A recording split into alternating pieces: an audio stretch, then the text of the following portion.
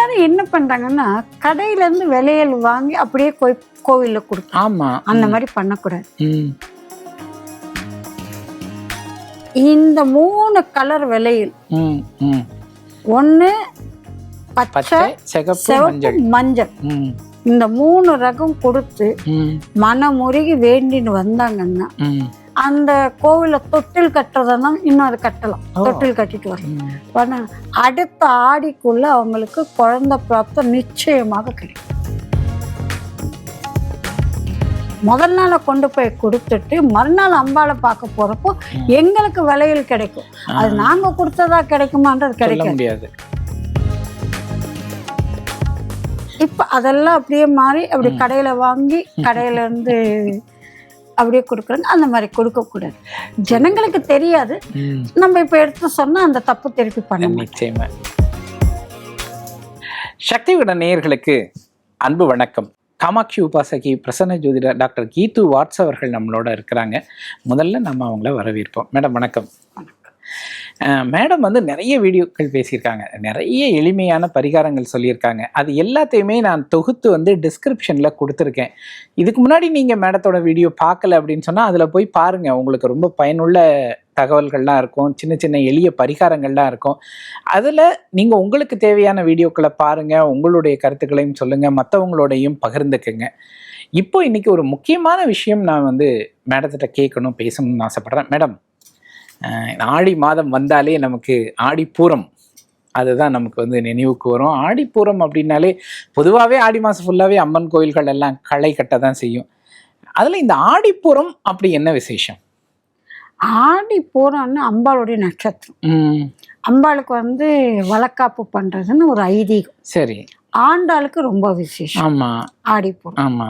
So இது ரெண்டையும் நம்ம கொண்டாடுறோம். வீட்டில் அம்பாளுக்கு பிடிச்சமான தலிகைன்னா சமையல் எல்லாம் பண்ணி பண்றோம். எல்லாரும் என்ன பண்றாங்கன்னா கடையில இருந்து விலையல் வாங்கி அப்படியே கோவில்ல கொடுக்கும். அந்த மாதிரி பண்ணக்கூடாது.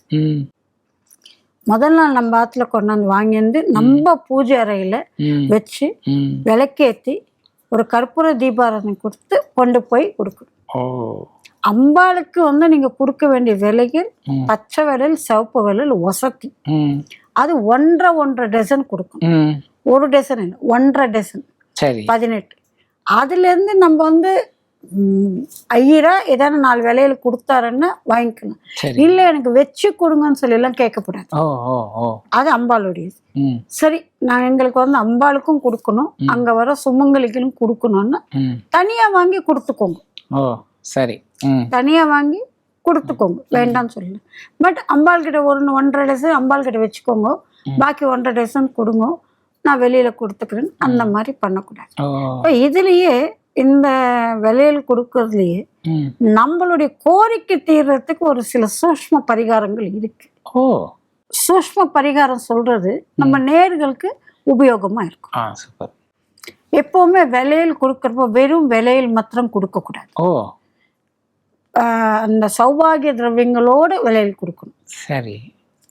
வெத்தலைப்பாக்கு, பூ, பழம், சுமங்கலிகளுக்கு கொடுக்கறது, அந்த கண்ணாடி, சீப்பு, மருதாணி சொல்லுவாங்க, அதோட கொடுக்கணும். அது விசேஷம். இல்ல நான் வெறும் விலையில் கூட அட்லீஸ்ட் துணைக்கு பூவானாலும் உள்ள அனுப்பணும். சரி. இப்போ குழந்தை வரம் பெறறதுக்கு உங்களுக்கு ஒரு பரிகாரம் இருக்கு. 3 டசன் விலை. சரி. பச்சை, மஞ்சள், சிவப்பு 3.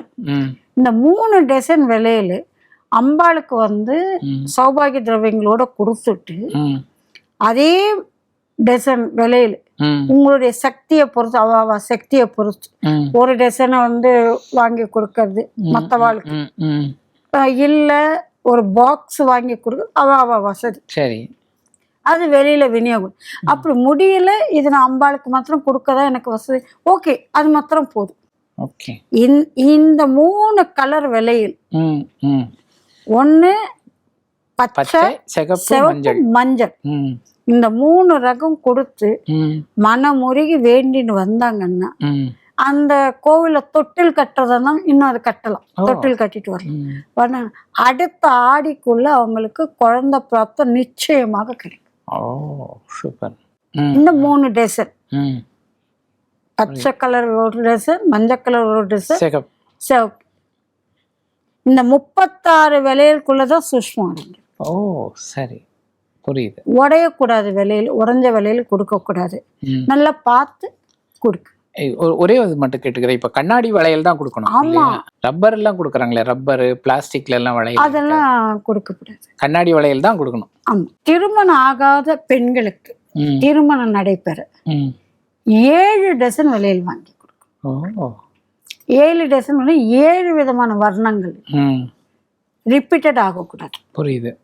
பச்சை, ஆரஞ்சு, சிவப்பு, மஞ்சள், பிரவுன், ப்ளூ, அந்த மாதிரி பிங்க், அந்த மாதிரி 7 டசன் விலையில அகைன் சுமங்கலிக்கு கொடுக்கக்கூடிய தாம்பூல செட்டோட கொடுத்துட்டு 21 தாலி சரடு, தாலி சரடுன்னா மஞ்சள் கயிறு 21 சுமங்கலிக்கு கொடுக்கணும். சரி. அத அம்பாள் பாதத்துல வச்சு கொடுங்கன்னு கேட்டுட்டு வந்துட்டு 21 சுமங்கலிக்கு அந்த மஞ்சள் கயிறு கொடுக்கணும். இது போதும், இது பண்ணாவே போதும். எதுக்கு 21ன்னு சொல்லி சொல்றோம்னா, 21 தலைமுறையில எங்கேயான ஏதான ஒரு சிறு பிழையினால இந்த பெண்ணுக்கு மாங்கல்யம் கல்யாணம் ஆகிற தடையாக இருந்தால் தடையை நீக்கி கொடுக்கும். கரு தரைக்க மாட்டேன்றது, அப்படி ஆனாலும் அது கரு நிக்க மாட்டேன், 3 months 4 monthsல அந்த மாதிரி இருக்கிறவங்களுக்கும், இல்ல நாங்க மருந்து சாப்பிட்றோம், டாக்டர் கிட்ட ட்ரீட்மெண்ட்டுக்கு போறோம், இருந்தாலும் எங்களுக்கு குழந்தை பிராப்தம் இல்லைன்றவங்களுக்கும் இது இந்த பரிகாரம், வளையல் பரிகாரம் கை கொடுக்கும். கருப்பச்சை, எமரால்டு கிரீன், எமரால்டு கிரீன் சொல்லுவாங்க.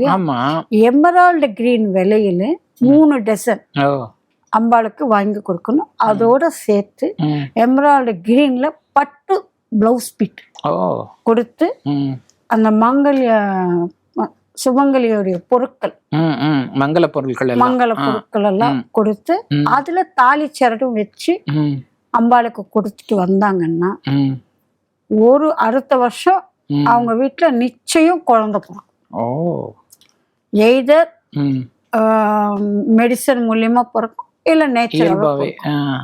ஆனா இந்த ஒரு விஷயத்துக்கு மாத்திரம் அவங்க போய் கொடுக்க வேண்டிய இடம் இந்த சந்தான லட்சுமி, இப்ப நம்ம அஷ்டலட்சுமிக்கு உள்ள சந்தான லட்சுமி, அந்த தாயாருக்கு கொடுத்தாங்கன்னா வசதி.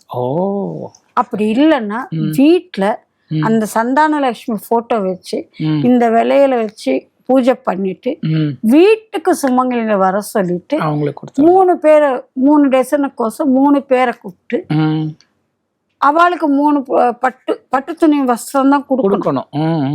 அந்த தோஷம் நிவர்த்தி ஆகிறதுக்கோசரம் சொல்றது. கரும் பச்சையில பட்டுல ஒரு பிளவுஸ் பீட் எடுத்து ஆத்துல கூப்பிட்டு கொடுக்கலாம். புரியுது. சந்தான லட்சுமி தேடி போக முடியாதவங்க, வெளியூர்ல இருக்கிறவங்க இப்படி பண்ணலாம். இப்ப இன்னைக்கு சந்தான லட்சுமி போட்டோன்னா கூகுள்ல இமேஜஸ்ல கிடைக்குது, அது வாங்கி அது பண்ணிக்கலாம். அது ஆடி பூரத்துக்கு பண்ணாங்கன்னா நிச்சயமா குழந்தை பிராப்தம் ஏற்படும். சரி. பொதுவாக இந்த ஆடிப்பூரத்துக்கு வளையல் சமர்ப்பணம் பண்ணுவாங்க, அவ்வளோதான். அம்பாளுக்கு வளைகாப்பு நடக்கும் அப்படிங்கிற மாதிரி சொல்லுவாங்க. அது முடிஞ்ச உடனே அந்த பிரசாதம் வாங்கின்னு வர்றது ரொம்ப விசேஷம் அப்படிங்கிற மாதிரி தான் நமக்கு தெரியும். ஆனால் அதில் இவ்வளவு சூட்சுமமாக இவ்வளவு பரிகாரங்கள் இருக்குது. இப்போ குழந்தை வரம், இப்போ மருத்துவ சிகிச்சையில் இருக்கிறவங்களுக்கு அது அந்த வரம் கிடைக்கிறது, அதுக்கப்புறம் திருமண வரம், இது எல்லாத்துக்குமே அதுலேயே இருக்குது அப்படிங்கிறது கொஞ்சம் புதிய தகவலாக இருக்குது. ரொம்ப எளிமையாகவும் இருக்குது. இது உங்களுக்கு விலையில் கொடுக்கறதுன்னா அந்த காலத்துல இப்ப நாங்கெல்லாம் பண்றப்போ கோவிலுக்கெல்லாம் போய் கொடுக்க மாட்டோம். ஆத்துல வச்சு அம்பாளுக்கு பூஜை பண்ணி அன்னைக்கு 5 ரகமான வளக்காப்பு பொண்ணுக்கு எப்படி கலந்த சாதனம் பண்ணி சித்திரானங்கள்லாம் பண்ணிட்டு பூஜை பண்ணிட்டு சாயந்தரம் வீட்டுக்கு சுமங்கலி வர சொல்லிட்டு எங்க சக்தி கொள்ள விலையில கொடுப்போம். புரியுது. கோவிலுக்கு முதல் நாளே அந்த ஐயர் கேட்பார், அந்த காலையில அபிஷேகம் பண்ண முடிஞ்ச உடனே அம்பாளுக்கு வந்து நாங்க விலையில சாத்திடுவோம், அதனால முதல் நாளே கொண்டாந்து கொடுங்கன்னு சொல்லி கேட்பார் அந்த காலத்துல. ஆமா. முதல் நாளை கொண்டு போய் கொடுத்துட்டு மறுநாள் அம்பாளை பார்க்க போறப்போ எங்களுக்கு விலையில் கிடைக்கும். அது நாங்க கொடுத்ததா கிடைக்குமான்றது கிடைக்க முடியாது. புரியுது. இப்ப அதெல்லாம் அப்படியே மாறி அப்படி கடையில வாங்கி கடையில இருந்து அப்படியே கொடுக்குறாங்க. அந்த மாதிரி கொடுக்க கூடாது, ஜனங்களுக்கு தெரியாது. நம்ம இப்ப எடுத்து சொன்னா அந்த தப்பு திருப்பி பண்ண. நிச்சயமா நிச்சயமா நிச்சயமா. அது வேற ஏதோ ஒரு பொருள் மாதிரி, ஏதோ ஒரு பொருளை வாங்கி கொடுக்குற மாதிரி இல்லாம அதை நம்ம வீட்டுல கொண்டு வந்து வச்சு அதை நம்ம வழிபாட்டுல வச்சு அதுக்கப்புறம் திரும்ப அம்மனுக்கு வந்து நம்ம சமர்ப்பணம் பண்றதுங்கிறது வந்து ஒரு ஆத்மார்த்தமான நமக்கும் அம்பாளுக்குமான ஒரு தொடர்பை ஏற்படுத்திக்கிற ஒரு நல்ல விஷயம் தான் அது. நிச்சயமா வந்து இது எல்லாருக்குமே பயனுள்ளதாக இருக்கும். ஏன்னா வரக்கூடிய அந்த ஆடிப்புறம் ஆகஸ்ட் 14ஆம் தேதி வருது நமக்கு. ஸோ நிச்சயமாக எல்லாருமே செய்வீங்க, கண்டிப்பா கோவிலுக்கு போவீங்க, இந்த வளையல்லாம் வந்து சமர்ப்பணம் பண்ணுவீங்க. அதையே உங்கள் தேவை இருக்குன்னா அதை இந்த மாதிரி பரிகாரமாகவும் சேர்த்து செய்யலாம் அப்படிங்கிறத நாம் இன்னைக்கு தெரிஞ்சுக்கிட்டோம். மேடம், வழக்கம் போல உங்களுடைய பரிகாரங்கள் எப்படி வந்து நடைமுறையில் எளிமையாக செய்ய முடியுமோ அப்படிப்பட்ட ஒரு பரிகாரமாக தான் இது இருந்தது. இன்னும் நிறைய விஷயங்கள் உங்களோட நாங்கள் பேசி தெரிஞ்சுக்கணும் அப்படின்னு ஆசைப்படுறோம். மற்றும் ஒரு நல்ல வீடியோவில் நம்ம திரும்ப சந்திக்கலாம் மேடம். நன்றி மேடம். நன்றி.